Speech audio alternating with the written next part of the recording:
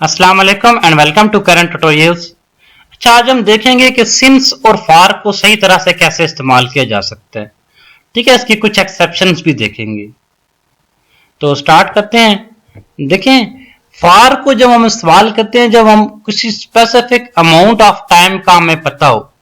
ठीक है, किसी भी चीज का from the start of the period to the end of the period, मतलब आपने एक काम स्टार्ट किया और उसको खत्म किया, वो काम आपने 5 दिन में काम किया, तो आप कहेंगे आई वर्क फॉर 4 डेज या 5 डेज।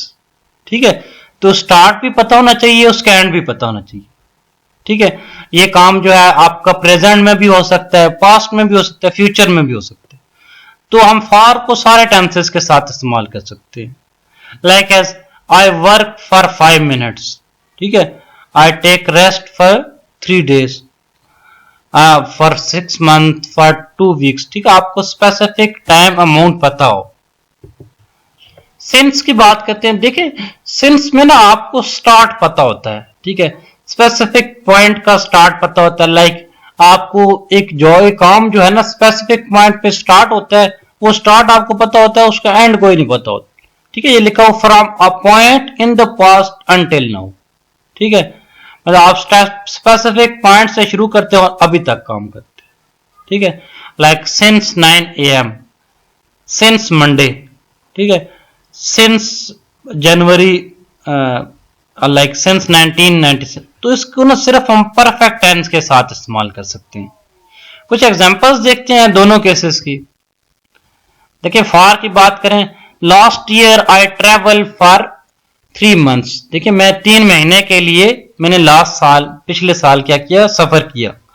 तो यहां स्टार्ट टाइम एंड टाइम नहीं बताया हुआ, तो इसलिए आप सिंस नहीं इस्तेमाल करेंगे, फॉर इस्तेमाल करेंगे। ठीक है, I lived in Oxford for 3 years। देखिए, एक स्पेसिफिक पीरियड है कि इतने टाइम के लिए रहा हूं। ठीक है, lived in Bangkok for long time. इसी तरह I work in bank for 5 years।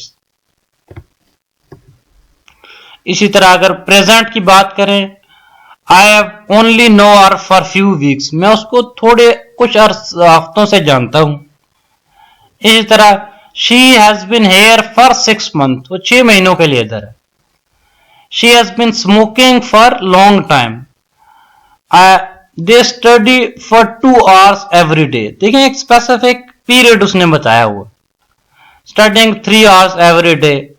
I am travelling for 3 months। आपने एक पीरियड बताया हुआ, इतने टाइम के लिए आप वो काम कर रहे हैं। ठीक है, he has been living in Jhelum for 6 months। ठीक है, अब 6 महीने के लिए वो जेलम से रह रहा है।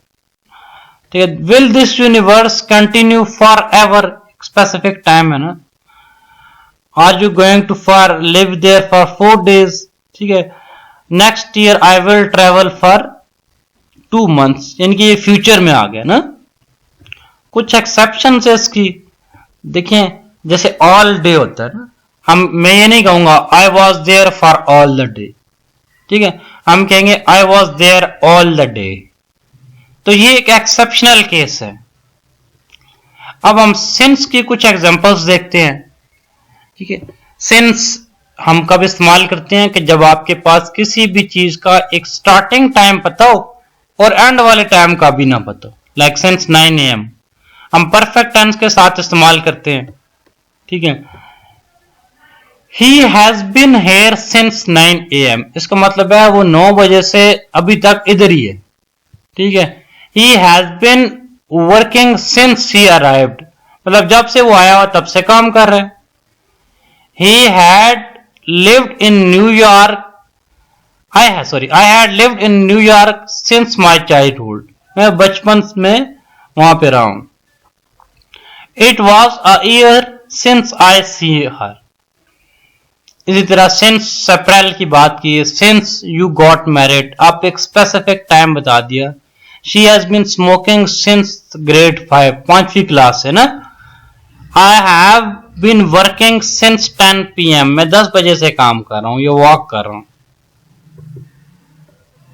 अच्छा, इसका भी एक्सेप्शनल केस है आपके पास। ठीक है, we don't use with the period of time, मतलब फॉर आवर्स, मतलब आप ज्यादा टाइम से she has been on the phone for hours. तो यहाँ पे हम सिंस आवर्स में इस्तेमाल करेंगे। ठीक है, तो ये एक एक्सेप्शनल केस था। इसी तरह फॉर के केस में एक्सेप्शनल केस क्या था कि ऑल द डे के केस में हम फॉर नहीं इस्तेमाल करते। आप करंट ट्यूटोरियल्स को सब्सक्राइब कीजिएगा, इंशाल्लाह फिर मुलाकात होती है।